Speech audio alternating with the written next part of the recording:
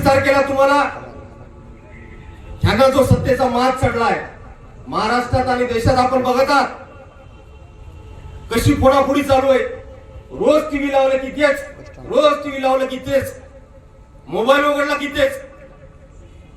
मग इतका माज कशासाठी?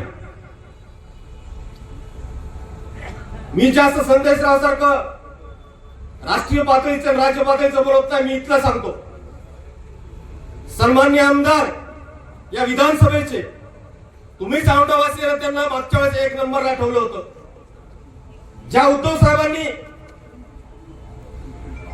हेमंत पाटील आणि संतोष बांगरांना हेमंत पाटीलला 15 दिवसात बाहेरून आणून तिकीट दिलं आणि संतोष बांगरला फक्त 15 दिवसात पहिलं तिकीट दिलं, महाराष्ट्रातलं पहिलं तिकीट। आणि त्यांनी काय केलं? साहेबांबरोबर विश्वासघात केला।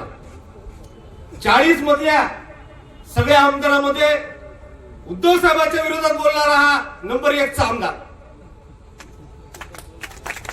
ज्या औंढावासियांना नंबर 1 ला ठेवलं मागच्या विधानसभेत, त्याच नागनाथाचं मंदिर कसं थोडं गिळून टाकायला ते लक्षात घ्या। इथं जाऊन बघा तुम्ही अतिक्रमण कशा पद्धतीने होत आहे।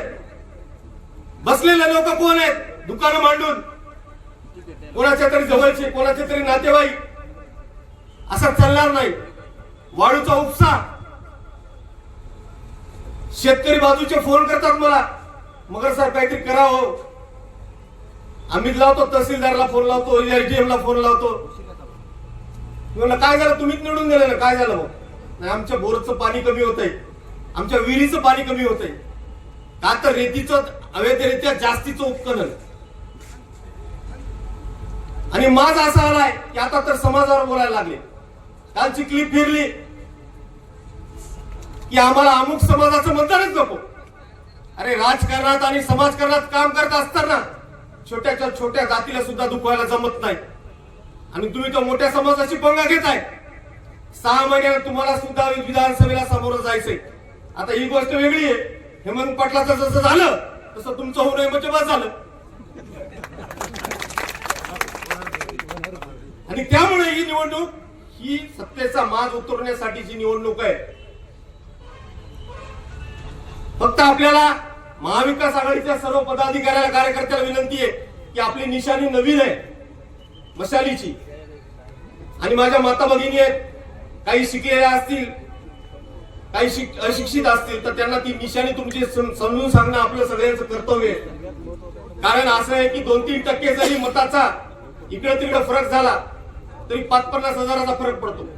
त्यामुळे घरोघरी जाऊन आपण हा चिन्हाचा विषय त्यांना समजून सांगितला पाहिजे। 3 मशीन असतील, त्यावर 1 नंबरच्या मशीनवर 1 नंबरच्या क्रमांकाचं मत आपल्याला आपल्या भावी खासदाराला म्हणजे नागेश पाटील आष्टीकराला द्यायचंय। माझ्या वतीनं मी इथं आवाहन करतो की औंढ्यामधून नंबर 1 ला आपण आपले उमेदवार ठेवताल ही अपेक्षा व्यक्त करतो। बरेचसे वक्ते आमच्या मित्र पक्षाचे बोलणार आहेत, त्यामुळे इथं थांबतो। जय हिंद, जय महाराष्ट्र।